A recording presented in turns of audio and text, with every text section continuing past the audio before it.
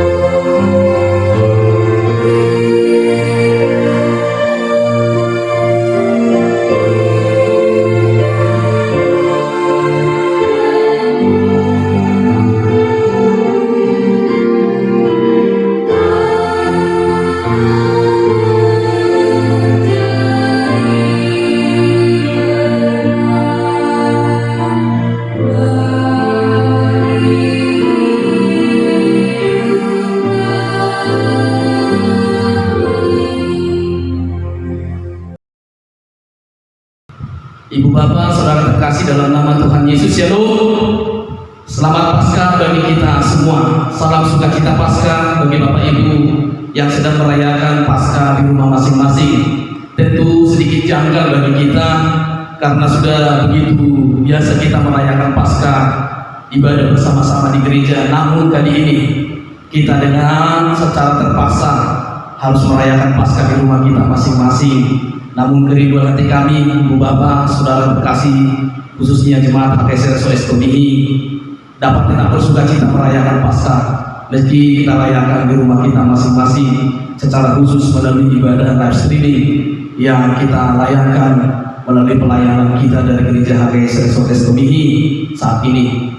Ibu bapak, saudara terkasih dalam Yesus Kristus, sesungguhnya tradisi Paskah merupakan tradisi iman Israel yang sangat kuno, yang berkaitan langsung dengan identitas mereka sebagai umat pilihan Allah, baik secara teologis maupun secara politis.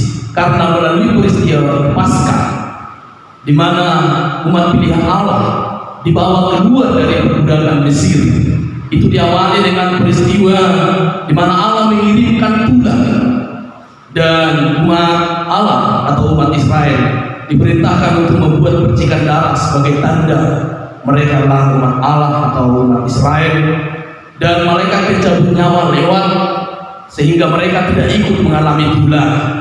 Itu sebabnya disebut Paskah, atau dalam bahasa Ibrani disebut Pesach, atau bahasa Inggrisnya Passover, atau dilewatkan. Allah melewatkan mereka sehingga mereka tidak mengalami kematian dan mereka dibawa oleh Allah keluar. Maka tradisi Paskah sejak itu terus dirayakan secara turun-temurun oleh orang Israel. Namun perayaan Paskah yang kita rayakan saat ini bukanlah perayaan Paskah yang mereka rayakan di mana mereka dibawa keluar dari tanah Mesir. Namun perayaan Paskah yang kita rayakan di mana Yesus Kristus telah membawa kita keluar dari kematian, membawa kita keluar dari maut menuju kehidupan yang kekal, pengharapan yang baru, kehidupan yang baru dalam kehidupan dan kebangkitan Yesus Kristus yang telah bangkit itu.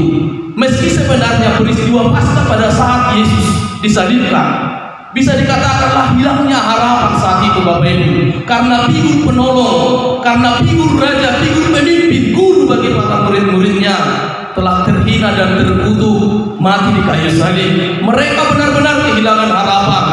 Namun Bapak Ibu, sesuai dengan firman Tuhan yang saya baca tadi, di tengah-tengah ketakutan itu, di tengah-tengah mereka berpencar karena ketakutan dengan kekuatan Romawi pada saat itu, setelah Yesus mati 3 hari kemudian Yesus bangkit dari kematian. Itulah yang kita sedang rayakan saat ini. Allah Yesus telah bangkit menjadi jaminan dari kebangkitan kita, sehingga ketakutan itu sirna Bapak Ibu, karena kehadiran Yesus telah mengusir ketakutan itu. Dan ketika Yesus menyapa mereka, salam sukacita, salam damai sejahtera, dan Yesus berkata, jangan takut, karena Yesus telah menang, karena Yesus telah bangkit. Dan inilah peristiwa yang kita rayakan secara terus menerus di gereja Ibu Bapak yang dikasihi Tuhan.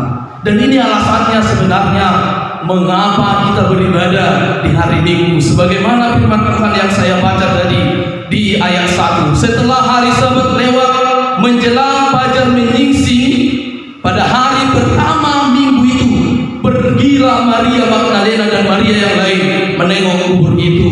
Peristiwa kebangkitan Yesus pada saat itu terjadi di hari Minggu, atau 1 hari setelah hari Sabat, atau di Minggu dini hari.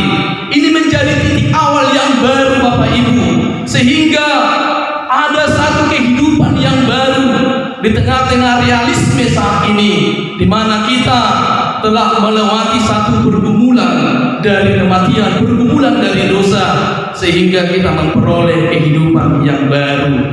Allah telah menerobos belenggu dosa dan kematian dan membawa kita kepada kehidupan baru atau kehidupan yang kekal melalui kematian Yesus Kristus, menaklukkan dan mengalahkan segala kuasa dosa, dan kebangkitannya menjadi kebangkitan kita, orang-orang yang percaya kepadanya.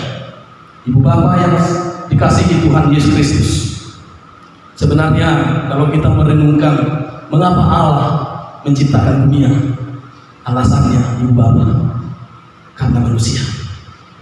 Mengapa Allah datang ke dunia? Dia menjadi manusia karena juga manusia. Mengapa Yesus mau mati? Alasannya juga karena manusia. Dan mengapa Yesus bangkit dari kematian? Juga alasannya karena manusia. Itu sebabnya Paulus mengingatkan bahwa kebangkitan Yesus Allah menjadi kebangkitan kita. 1 Korintus 15 ayat 13 sampai ayat 14 dikatakan, kalau tidak ada kebangkitan orang mati, maka Kristus juga tidak dibangkitkan. Maka kebangkitan Kristus itu sebenarnya demi kebangkitan kita. Dan di ayat 14 dikatakan, tetapi andai kata Kristus tidak dibangkitkan, maka sia-sialah pemberitaan kami, dan sia-sia jugalah kita telah mempercayai Yesus. Itu alasannya Bapak Ibu yang dikasihi Tuhan Yesus Kristus, betapa sukacitanya kita dengan kebangkitan Yesus itu. Karena melalui kebangkitan Yesus menjadi jaminan bagi kita bahwa kita akan mengalami kebangkitan sebagaimana Yesus yang telah bangkit dan mengalahkan kematian. Dan tidak ada lagi ketakutan bagi kematian, Bapak Ibu.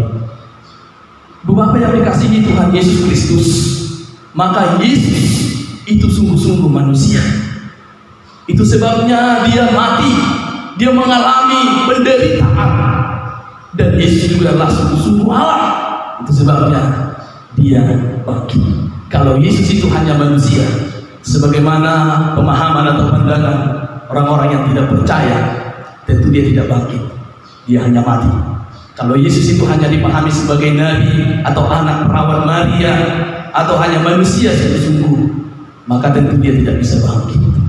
Dia hanya bisa menderita. Nah, Yesus menderita itu pertanda dia adalah sungguh-sungguh manusia. Yesus mati itu menandakan dia sungguh-sungguh manusia. Namun Yesus bangkit, ini menandakan dan ini menjadi bukti yang sangat otentik bahwa Yesus itu adalah Allah. Dia bangkit menunjukkan dirinya bahwa dia adalah Allah. Yohanes 11 ayat 25 dikatakan bahwa kebangkitan Tuhan Yesus dari antara orang mati adalah berita sukacita kepada dunia, karena dia adalah penguasa hidup, seperti yang dikatakan oleh Yesus sendiri di Yohanes 11 ayat 25, akulah kebangkitan dan hidup. Barang siapa yang percaya kepadaku, dia tidak akan mati sampai selama-lamanya. Maka apa yang mau kita renungkan lewat ibadah Paskah yang pertama ini melalui firman Tuhan saat ini, bagian yang pertama Bapak Ibu, karena Yesus telah bangkit, maka jangan takut. Saya baca kembali di ayat 5 firman Tuhan yang sudah saya bacakan tadi. Akan tetapi malaikat itu berkata kepada perempuan-perempuan itu, jangan kamu takut, sebab aku tahu kamu mencari Yesus yang disalibkan itu. Kemudian di ayat berikut dikatakan oleh Yesus sendiri di ayat 10, maka kata Yesus kepada mereka, jangan takut. Ibu bapak yang dikasihi Tuhan Yesus, kebangkitan Yesus membuat kita orang-orang yang percaya tidak takut lagi. Tidak takut akan akibat dosa, tidak takut akan kematian, tidak takut lagi kepada maut, tidak takut lagi dengan apapun yang ada di dunia ini. Karena kebangkitan Yesus adalah menjadi kebangkitan kita. Ini menjadi sukacita yang sangat besar bagi kita, Bapak Ibu. Meski pada saat itu di tengah-tengah kondisi mereka memang sungguh-sungguh dalam ketakutan, takut kepada kelompok orang Yahudi, takut juga kepada kekuatan tentara Romawi pada saat itu, karena guru dan Tuhan mereka juga telah mati dan tersalib. Ya tentu sekali normalnya mereka pasti takut, Bapak Ibu. Itu sebabnya mereka mengurung diri dan mereka mengunci rumah dan mereka bersembunyi di dalam. Tapi di tengah-tengah ketakutan itu, Yesus hadir dan Yesus datang dan berkata, jangan takut. Apa yang menjadi ketakutan kita saat ini? Mari dalam sukacita Paskah katakan kepada diri kita, jangan takut.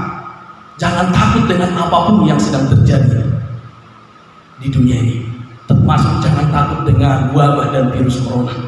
Jangan takut Bapak Ibu, karena Yesus hadir di tengah-tengah kehidupan kita.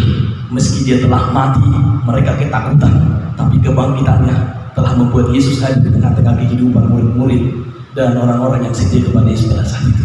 Mari pastikan Yesus hadir di tengah-tengah hidup kita saat ini. Maka lenyaplah segala ketakutan. Ibu bapak yang dikasihi Tuhan Yesus Kristus, bagian berikutnya katakan demikian. Tiba-tiba Yesus berjumpa dengan mereka dan berkata, "Salam bagimu." Mereka mendekatinya dan memeluk kakinya serta menyembahnya. Bagian yang kedua, Yesus telah bangkit, datanglah kepadanya. Ibu bapak yang dikasihi Tuhan, ketika mereka tahu bahwa Yesus telah bangkit, mereka mendahulunya ke Galilea, mereka berkumpul dan mereka menemui Yesus dan mereka memeluk kakinya serta menyembahnya. Mari Bapak Ibu, alamilah perjumpaan secara pribadi dengan Tuhan Yesus, sebagaimana orang-orang yang setia pada saat itu, murid-murid dan juga perempuan-perempuan Yerusalem, mereka datang kepada Yesus. Mari khususnya dalam suasana saat ini, di tengah-tengah pergumulan kita yang berat ini, hanya Yesus satu-satunya jawaban dalam hidup kita. Datanglah kepada Tuhan Yesus, alamilah perjumpaan secara pribadi dengan Tuhan Yesus. Tunggulah dan sembahlah Tuhan Yesus. Betapa kita tak berdaya dan tidak memiliki kemampuan dan kekuatan apapun tanpa Tuhan Yesus. Ibu bapak yang dikasihi Tuhan Yesus Kristus, itu sebabnya betapa pentingnya kita dekat dengan Tuhan dan betapa pentingnya kita datang dan mengalami perjumpaan dengan Tuhan Yesus. Bapak Ibu yang dikasihi Tuhan Yesus Kristus, mengapa kita harus datang kepada Tuhan Yesus? Karena ketika kita datang, kita percaya kepada Tuhan Yesus, maka kita memperoleh kehidupan itu. Kita memperoleh kehidupan yang kekal. Roma 10 ayat 9 dikatakan, "Sebab jika kamu mengaku dengan mulutmu bahwa Yesus adalah Tuhan dan percaya dalam hatimu bahwa Allah telah membangkitkan Dia dari antara orang mati, maka kamu akan diselamatkan." Mari percayalah kepada Tuhan Yesus yang telah bangkit itu dan akuilah Dia, maka kita akan memperoleh keselamatan. Inilah yang kita rayakan. Mengapa gereja melakukan ibadah pada hari ini? Karena sesungguhnya kita sedang merayakan kemenangan kita, merayakan kebangkitan Tuhan Yesus menjadi kebangkitan kita. Itu makanya kalau kita melihat tradisi iman Kristen atau orang-orang percaya muda-muda sehingga beribadah dalam setiap hari Minggu, berbeda dengan tradisi Yahudi waktu itu yang selalu beribadah di hari Sabtu atau di hari Sabat. Jelas itu dikatakan di Kisah Para Rasul 20 ayat 7. Pada hari pertama dalam minggu itu, ketika kami berkumpul untuk memecahkan roti, Paulus berbicara dengan saudara-saudara di situ karena ia bermaksud untuk berangkat pada keesokan harinya. Pembicaraan itu berlangsung sampai tengah malam, sehingga melalui kebangkitan Yesus mereka memiliki tradisi yang baru. Mereka selalu berkumpul setiap hari Minggu dan di situ mereka beribadah dan di situ mereka melakukan perjamuan kasih atau berkumpul untuk memecah-mecahkan roti. Dan juga itu dikatakan di 1 Korintus 16 ayat 2. Ibu bapak yang dikasihi Tuhan Yesus Kristus, maka betapa pentingnya kebangkitan Yesus itu bagi orang percaya. Karena kalau Yesus hanya mati tidak bangkit, tentu sia-sialah kita percaya padanya. Tetapi kebangkitan Yesus menjadi kemenangan kita. Itu menjadi sukacita yang luar biasa bagi murid-murid dan orang-orang yang setia pada Tuhan Yesus pada saat itu. Dan juga sukacita yang luar biasa pada kita. Karena kalau kita percaya Yesus telah dibangkitkan, sebagaimana yang dikatakan Roma 10 ayat 9 tadi, maka kita akan diselamatkan. Bagian yang berikut, Ibu bapak saudara terkasih dalam nama Tuhan Yesus, di ayat 10 saya baca sekali lagi. Maka kata Yesus kepada mereka, "Jangan takut, pergi dan katakanlah kepada saudara-saudaraku supaya mereka pergi ke Galilea, dan di sanalah mereka akan melihat aku." Bagian yang ketiga atau bagian yang terakhir, pergi, beritakanlah kebangkitan Yesus itu. Pergi, beritakanlah bahwa Yesus telah bangkit. Memang ada 3 kali disampaikan kata pergi. Di ayat 7 dikatakan juga, "Dan segeralah pergi dan katakanlah kepada murid-muridnya bahwa ia telah bangkit dari antara orang mati."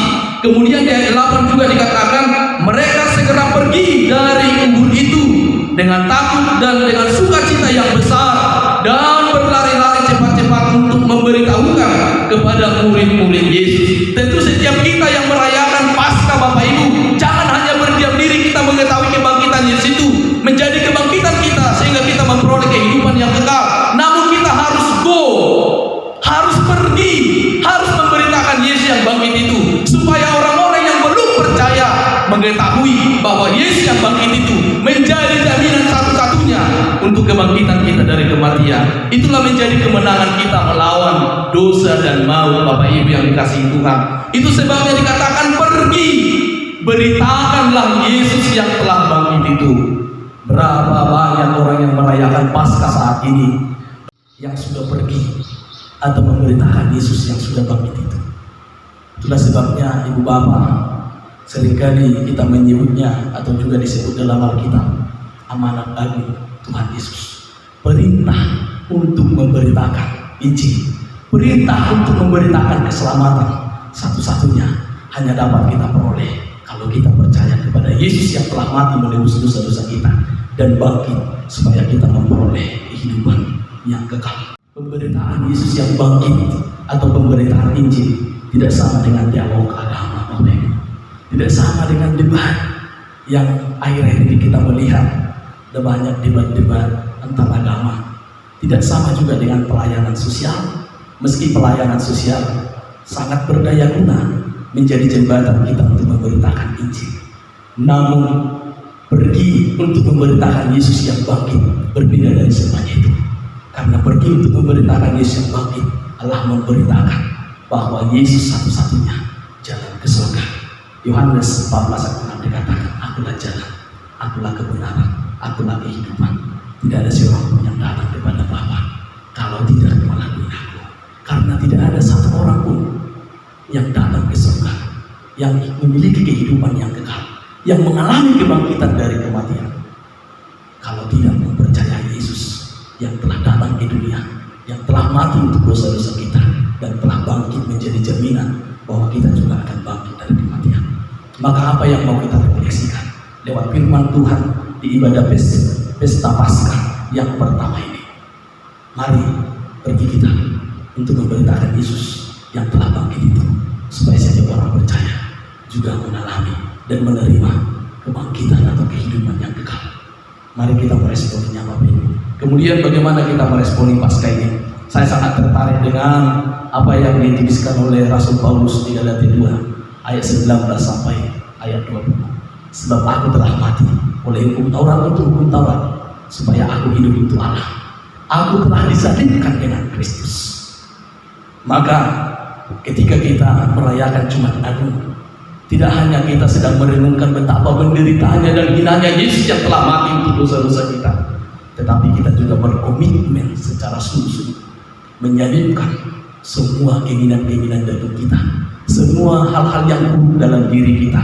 Dan kemudian dikatakan di ayat berikutnya, namun aku hidup, tetapi bukan lagi aku sendiri yang hidup, melainkan Kristus yang hidup di dalam aku. Kalau kita tidak menyalibkan diri kita yang buruk, kebiasaan-kebiasaan kita yang tidak baik, bagaimana mungkin Kristus yang hidup di dalam kehidupan kita? Artinya apa yang mau dikatakan oleh Paulus sebagai kalimat pledoi, Bapak Ibu, bahwa kehidupannya yang baru di dalam Kristus itu, Bapak Ibu, bukan lagi kehidupan Paulus, namun Kristus yang hidup di dalam dirinya sendiri. Maka Ibu Bapak, Saudara terkasih, khususnya jemaat HKI Resort Eskomik, kalau kita berkata bahwa kita telah merayakan Paskah kebangkitan Tuhan Yesus, berarti kita sedang merayakan kehidupan kita yang baru, kehidupan di dalam Kristus. Maka yang lama sudah kita salibkan, dan kalau kita hidup hari ini, sungguh-sungguh Kristus yang hidup di dalam kita. Jadi kita, Ibu Bapak, sudah memiliki kehidupan Kristus yang baru itu. Maka apa yang mau kita persaksikan kepada dunia?